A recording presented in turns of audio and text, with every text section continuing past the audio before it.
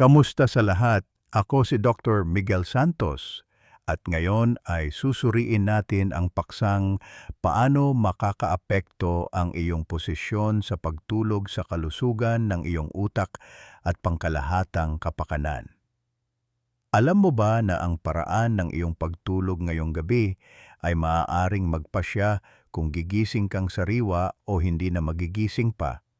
Alam kong ito ay parang isang drama, ngunit pakinggan ninyo ako. Gabi-gabi. Milyon-milyong tao ang nahihiga sa kama na iniisip na binibigyan nila ng pahinga ang kanilang utak. Ngunit paano kung sa halip na gumaling? Ang iyong utak ay dahan-dahang nagugutom dahil lamang sa kung paano tumatama ang iyong ulo sa unan. Hayaan ninyong tanungin ko kayo. Nagising ka na ba na may kakaibang pamamanhid sa iyong braso, isang matinding sakit ng ulo, o isang alon ng pagkahilo na hindi mo maipaliwanag? Marahil ay isinisi mo ito sa pagtanda o sa isang masamang panaginip. Ngunit paano kung ang iyong posisyon sa pagtulog ay tahimik na naglalagay ng presyon sa iyong mga ugat, na humaharang sa daloy ng dugo sa iyong utak, at tahimik na nagpapataas ng iyong panganib sa stroke? Hindi ko layuning takutin ka, ngunit bilang isang taong nag-aral ng utak sa loob ng maraming taon, napakarami ko nang nakitang mga pasyenteng nagdurusa, hindi dahil sa kanilang ginawa sa araw, kundi dahil sa kung paano sila natulog sa gabi.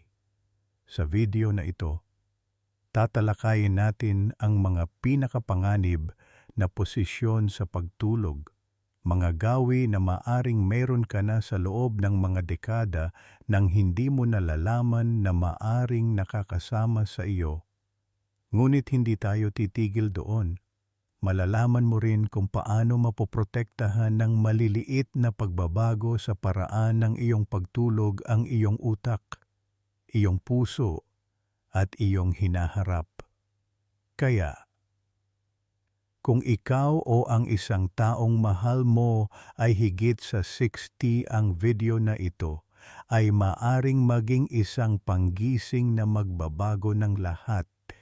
Mag-iwan ng isa sa mga komento kung natutulog ka sa iyong tagiliran, o isang 0 kung natutulog ka sa iyong likod o tiyan. At huwag kalimutang mag-subscribe sa Health 365. Narito kami upang panatilihing matalas ang iyong utak at malakas ang iyong katawan. Ngayon, pag-usapan natin ang unang gawi sa pagtulog na maaring mas nakakasama kaysa nakabubuti. Magsimula tayo sa isang gawi sa pagtulog na tila hindi nakakapinsala, ngunit maaaring tahimik na mapanganib. Ang paghiga sa isang tagiliran buong gabi nang hindi nagpapalit. Maaaring pakiramdam nito ay komportable, lalo na kung natagpuan mo na ang iyong paboritong tagiliran pagkatapos ng maraming taon ng ugali. Ngunit narito ang hindi na pagtatanto ng maraming tao. Kapag nananatili ka sa isang tagiliran ng masyadong matagal, maaari mong aktual na maipit ang carotid artery sa panig na iyon ng iyong leeg. Ang ugat na iyon ay isang pangunahing daanan ng dugo patungo sa iyong utak. Kapag naipit ito ng maraming oras, ang utak sa panig na iyon ay maaring hindi makakuha ng oxygen na kailangan nito. Minsan ay may pasyente ako, isang 67 taong gulang na lalaki, na laging natutulog sa kanyang tagiliran.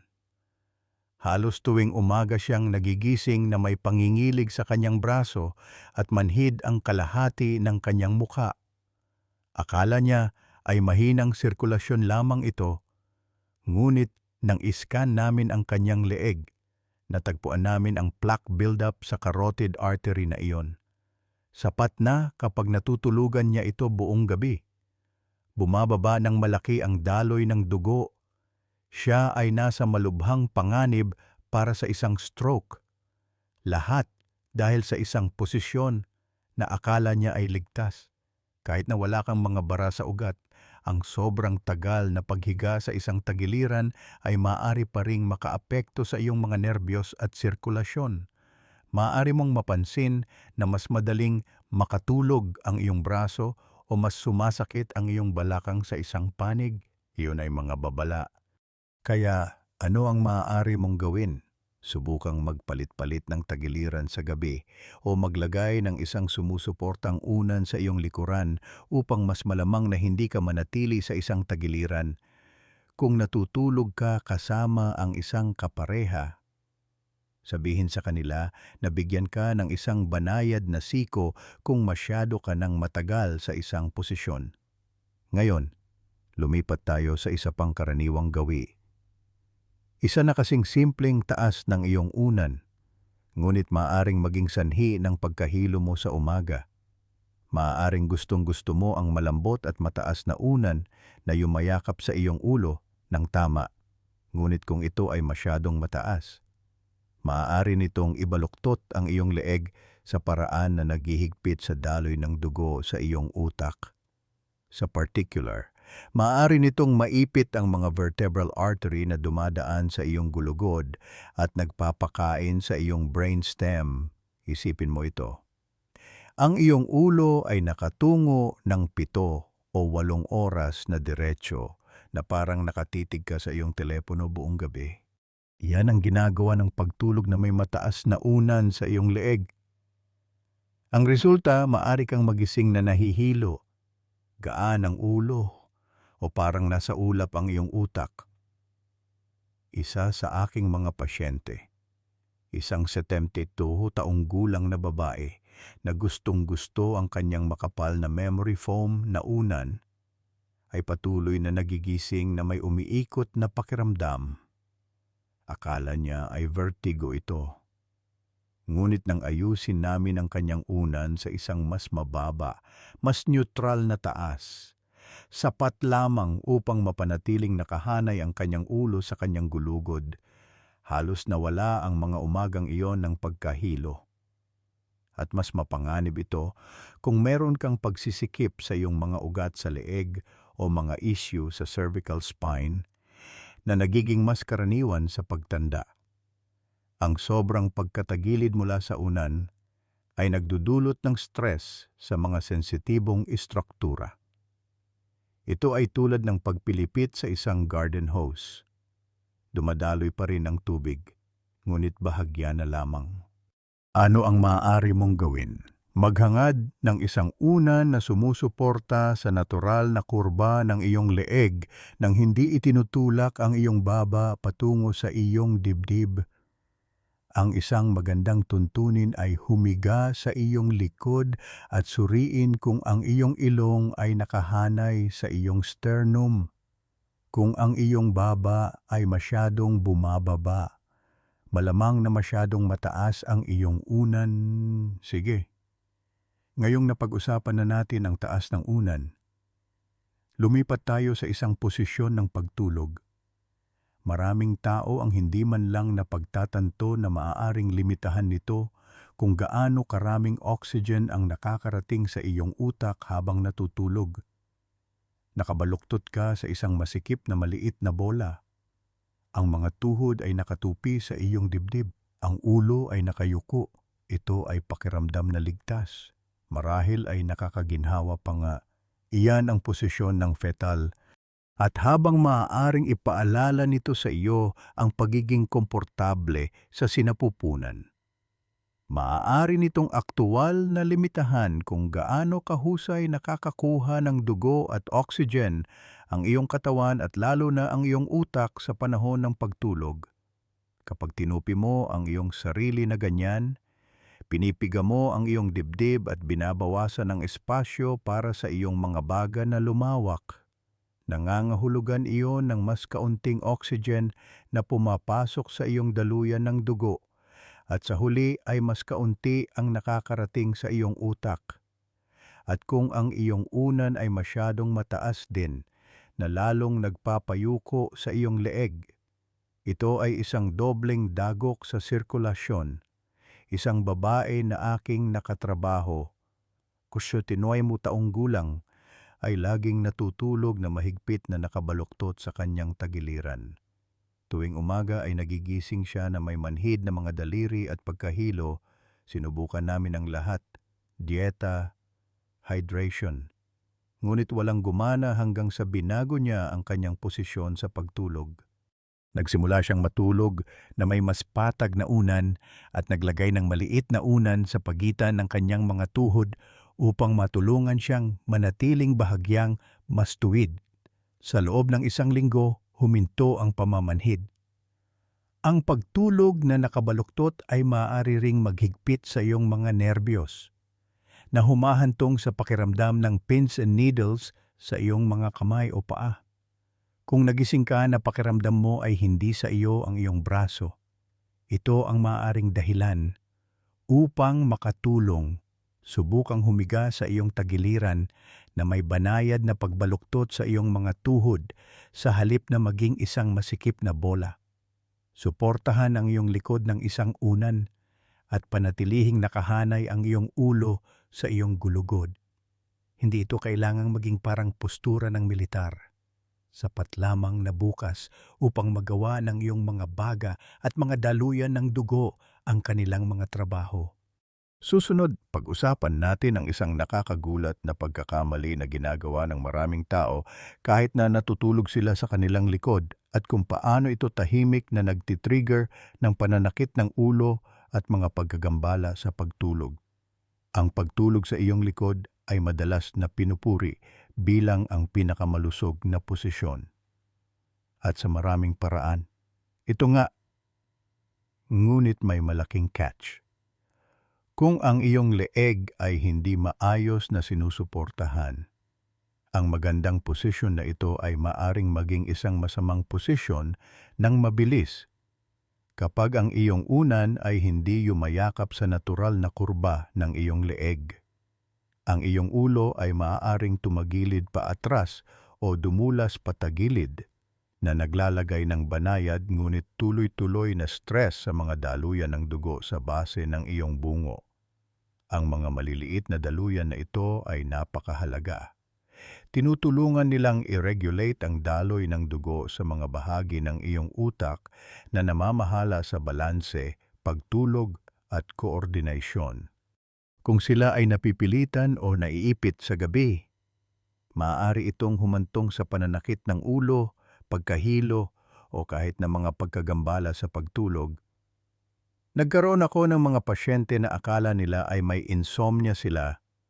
Lumalabas na ito ay dahil lamang sa mahinang suporta sa leeg na nagdudulot ng mga micro-awakening buong gabi.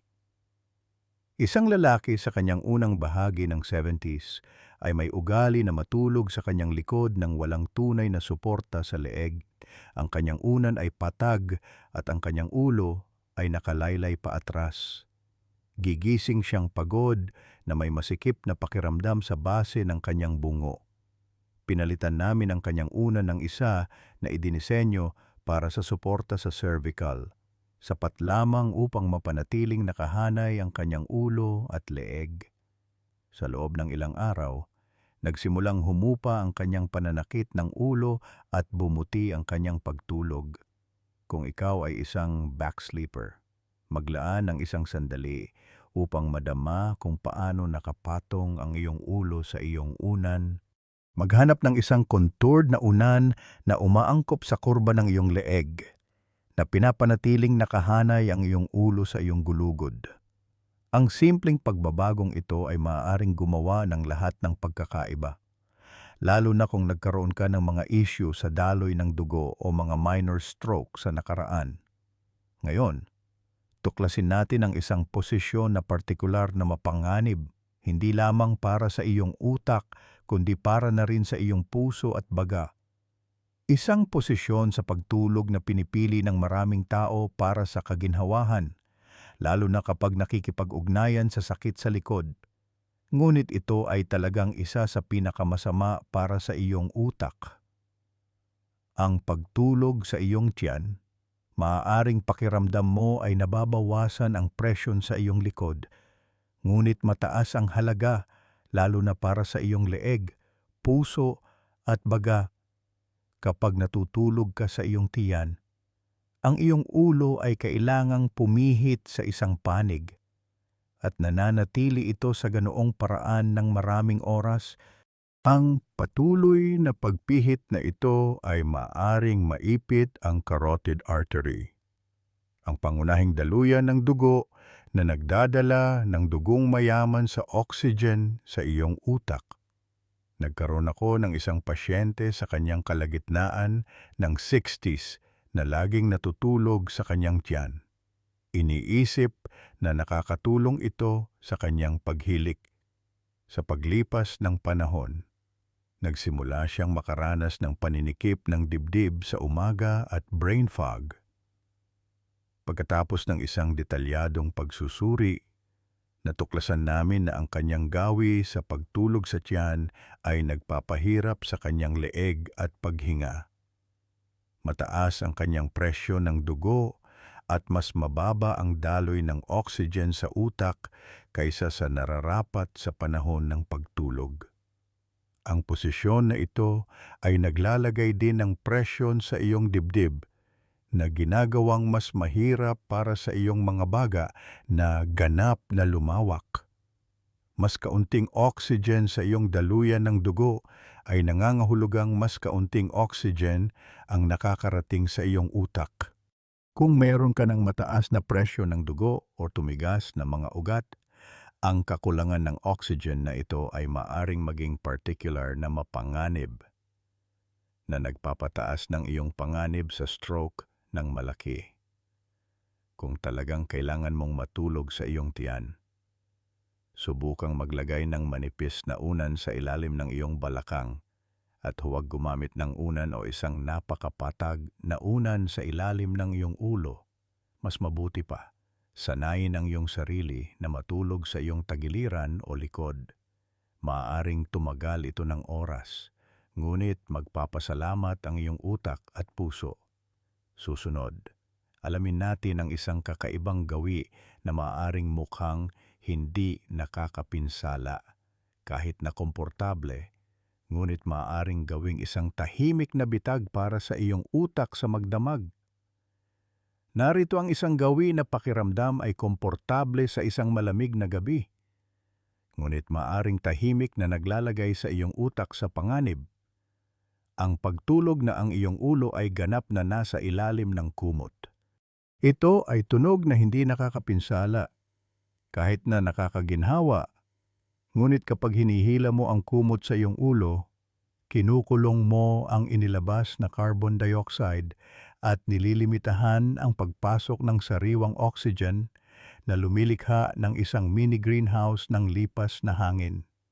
Eksakto ang uri ng kapaligiran na hindi gusto ng iyong utak habang sinusubukan nitong magpahinga at magayos. Minsan ay nakausap ko ang isang 70 taong gulang na lalaki na gustong magtago sa ilalim ng kanyang kumot tuwing taglamig. Sinabi niya na nakakatulong ito sa kanya na makatulog ng mas mabilis. Ngunit tuwing umaga ay nagigising siyang groggy at matamlay. Nang sukatin namin ang mga antas ng oxygen sa kanyang silid tulugan at sa ilalim ng kumot, malinaw na ang mga antas ng CO2 ay mas mataas sa ilalim ng mga kumot. Ang kanyang utak ay mas nagsisikap na gumana sa mas kaunting oxygen. Ang mababang oxygen o hypoxia ay nagpapalapot ng iyong dugo at nagpapataas ng pagkakataon na magkaroon ng mga pamumuo ng dugo, lalo na sa panahon ng pagtulog. Kapag natural na bumabagal ang sirkulasyon, pinapataas nito ang iyong panganib sa mga nighttime stroke. Dagdag pa, ang mataas na antas ng carbon dioxide ay maaaring makagambala sa kalidad ng pagtulog at maging sanhi ng pananakit ng ulo o pagkalito sa umaga. Upang manatiling ligtas at mainit, gumamit ng isang layered na sistema ng kumot at panatilihing nakalantad ang iyong ilong at bibig sa sariwang hangin kung malamig ang iyong silid. Isaalang-alang ang isang pinainit na mattress pad o isang breathable na kumot na lana sa halip na ilibing ang iyong muka. Ang iyong utak ay nangangailangan ng oxygen ng higit sa init. Ngayon, tingnan natin ng mas malapitan ang isang gawin na maaaring mukhang hindi nakakapinsala. Ang pagtulog sa iyong paboritong recliner. Ngunit maaaring tahimik na nagbabanta sa sirkulasyon, lalo na sa mga matatanda. Isang bagay na pakiramdam ay nakaka-relax. Kahit na marangya, ang pagtulog sa isang recliner chair. Marahil ay nakatulog ka na sa panahon ng isang late night na pelikula o nagnap sa paboritong upuan na iyon. Ngunit ang pagtulog sa isang semi-sitting na posisyon gabi-gabi ay maaaring tahimik na magpataas ng iyong panganib sa mapanganib na mga pamumuo ng dugo. Lalo na kung ikaw ay higit sa 60, narito kung bakit. Kapag ang iyong mga binti ay mas mababa kaysa sa iyong puso ng maraming oras, hinihila ng gravity ang dugo pababa na nagpapabagal sa sirkulasyon sa iyong mga ibabang paa. Ginagawa nitong mas madali para sa dugo na mamuo, lalo na sa mga malalalim na ugat. Isang kondisyon na tinatawag na deep vein thrombosis o DVT. Kung ang isa sa mga pamumuo na iyon ay maglakbay sa iyong mga baga o utak, maaari itong maging banta sa buhay. Naaalala ko ang isang pasyente, 74 taong gulang, na natutulog sa kanyang recliner tuwing gabi dahil sa sakit sa likod. Mas komportable siyang nakatayo, ngunit pagkatapos ng ilang buwan, nagkaroon siya ng pamamaga sa kanyang kaliwang binti at igsi ng paghinga. Ipinakita ng isang scan na isang pamumuo ang nabuo sa kanyang binti at lumipat sa kanyang mga baga. Wala siyang ideya na ang recliner ang salarin. Kahit na pakiramdam mo ay maayos ka, ang posisyon na ito ay binabawasan din ang daloy ng dugo pabalik sa puso at utak. Nangangahulugan iyon ng mas kaunting paghahatid ng oxygen at mas mataas na panganib sa stroke sa paglipas ng panahon. Ito ay partikular na mapanganib kung nakaupo ka ng matagal at hindi iginagalaw ang iyong mga binti. Kung kailangan mong mag-nap sa isang recliner, subukang limitahan ito sa maikling panahon. Gumamit ng isang footrest upang itaas ang iyong mga binti at i-flex ang iyong mga bukong-bukong tuwing 30 minuto. Ngunit para sa pagtulog sa magdamag, ang pinakamagandang lugar pa rin ay ang iyong kama, patag, sumusuporta at ginawa para sa paggaling. Susunod. Pag-usapan natin ang isang panig na tila hindi nakakapinsala, ngunit maaaring tahimik na magpataas ng build-up ng lason sa utak habang natutulog ka. Ngayon, narito ang isang bagay na nakakagulat. Hindi lahat ng pagtulog sa tagiliran ay nilikha ng pantay. Habang ang pagtulog sa iyong kaliwang tagiliran ay maaaring may ilang mga benepisyo, ang patuloy na pagtulog sa iyong kanang tagiliran ay maaaring magdulot ng mas maraming pinsala kaysa sa iyong iniisip. Lumalabas na ang panloob na istruktura ng iyong katawan ay hindi eksaktong simetriko at ang paraan ng iyong pagtulog ay maaaring makaapekto sa kung gaano kahusay dumadaloy ang dugo at mga likido, lalo na sa iyong utak. Kapag nakahiga ka sa iyong kanang tagiliran ng matagal, maaari nitong mapataas ang presyon sa inferior vena cava, ang malaking ugat na nagbabalik ng dugo sa iyong puso. Ang presyon na iyon ay maaaring bahagyang bawasan ang pangkalahatang sirkulasyon, kabilang ang dugong dumadaloy sa iyong utak. Ngunit nagiging mas nakakabahala ito kapag isinasaalang-alang mo kung ano ang nangyayari sa loob ng iyong ulo. Ipinakita ng mga pag-aaral na ang pagtulog sa kanang tagiliran ay maaaring bawasan ang kahusayan ng lymphatic system ng utak. Isang mahalagang sistema na nag-aalis ng basura at mga lason sa panahon ng pagtulog. Nalaman ng isang pag-aaral mula sa Stony Brook University na ang mga rodent na natutulog sa kanilang kanang tagiliran ay may mas mabagal na pag-alis ng mga mapaminsalang protina na nauugnay sa mga sakit na neurodegenerative tulad ng Alzheimer's. Nagkaroon ako ng pasyente, siya 78 taong gulang, na laging natutulog sa kanyang kanang tagiliran. Sa paglipas ng panahon, napansin niya ang pagtaas ng brain fog at mga pagkalimot sa memorya. Matapos talakayin ito sa kanyang neurologist, unti-unti siyang lumipat sa pagtulog sa kanyang kaliwang tagiliran na may body pillow. Bumuti ang kanyang kalinawan ng isip sa loob lamang ng ilang linggo. Kung ikaw ay isang dedikadong right-side sleeper, subukang magpalit-palit ng tagiliran o gumamit ng mga unan upang hikayatin ang isang mas balanseng posisyon. Ang pagsuporta sa iyong itaas na binti at balikat ay maaaring makatulong na gawing kasing komportable ang kaliwang tagiliran. Ngayon, tingnan natin ang isa pang nakatagong panganib. Malamig na hangin at mahinang suporta sa leeg na maaaring tahimik na paliitin ang supply ng oxygen ng iyong utak sa magdamag. Nakatulog ka na ba sa isang malamig na silid nang hindi nag-iisip ng 2 beses tungkol dito?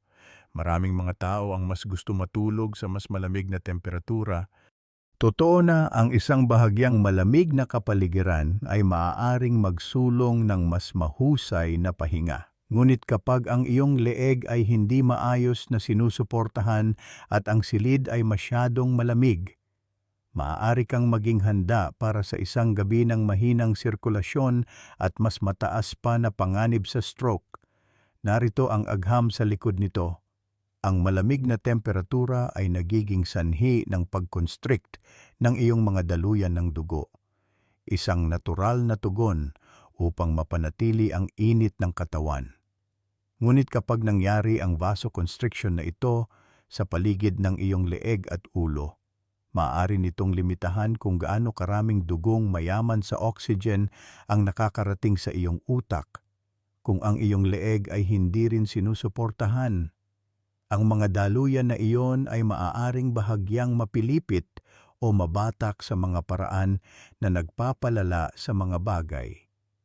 Minsan ay may pasyente ako, isang 66 taong gulang na babae, na gustong-gusto matulog malapit sa isang bukas na bintana. Kahit sa taglamig, madalas siyang magising na may matigas na leeg at tumitibok na pananakit ng ulo. Matapos ayusin ang kanyang sleeping setup, magdagdag ng suporta sa leeg at painitin ng bahagya ang silid, nabawasan ng malaki ang kanyang mga sintomas. Ang susi dito ay balanse, ang isang silid na masyadong malamig na sinamahan ng mahinang postura ay maaaring maging isang tahimik na banta sa magdamag. Ang iyong mga kalamnan ay naninikip, bumabagal ang sirkulasyon at hindi nakukuha ng iyong utak ang oxygen na kailangan nito upang manatiling malusog. Kaya, ano ang maaari mong gawin? Panatilihin ang iyong silid tulugan sa paligid ng 65 degrees 18 degrees C, ngunit gumamit ng isang magaan na scarf o malambot na pambalot sa leeg kung madalas kang giniginaw. Pinakamahalaga, gumamit ng unan na sumusuporta sa iyong cervical spine. Gusto mong pakiramdam na ang iyong leeg ay dahan-dahang niyayakap, hindi pinipilit. Ang pagtulog ay hindi lamang pahinga. Ito ay kapag ginagawa ng iyong utak ang pinakamahalagang gawain nito, paggaling, pag-aayos at pagpapanibago. Ngunit narito ang isang bagay na hindi napapansin ng maraming tao. Ang paraan ng iyong pagtulog ay maaaring suportahan ng proseso ng paggaling na iyon o tahimik na makagambala dito.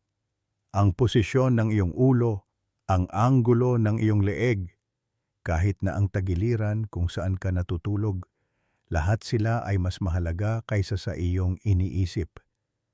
Ang pinakamagandang bahagi, ikaw ang may kontrol sa ilang maliliit na pagsasaayos lamang, tulad ng pagpili ng mas mahusay na unan, pagpapalit ng tagiliran, o pag-iwas sa masasamang gawi bago matulog. Mapoprotektahan mo ang iyong utak habang natutulog ka. Kaya ngayong gabi, maglaan ng isang sandali bago matulog. Tanungin ang iyong sarili. Suportado ba ang aking leeg? Malayang ba akong humihinga? Nakahanay ba ang aking gulugod? Ang mga maliliit at tahimik na pagsusuri na ito ay maaaring ang iyong pinakamahusay na linya ng depensa laban sa stroke, memory fog, o paggising na masama ang pakiramdam. Kung kahit isang ideya dito ay nakatulong sa iyo, mag-iwan ng isa sa mga komento upang ipaalam sa amin. At huwag kalimutang mag-subscribe sa Health 365 para sa higit pang mga tip sa pagtulog na matalino sa utak na makakatulong sa iyong mabuhay ng mas malakas, tumanda ng mas mahusay, at protektahan ang iyong pinakamahalagang organ, ang iyong utak, matulog ng mahimbing. Kaibigan, tunay na nararapat sa iyo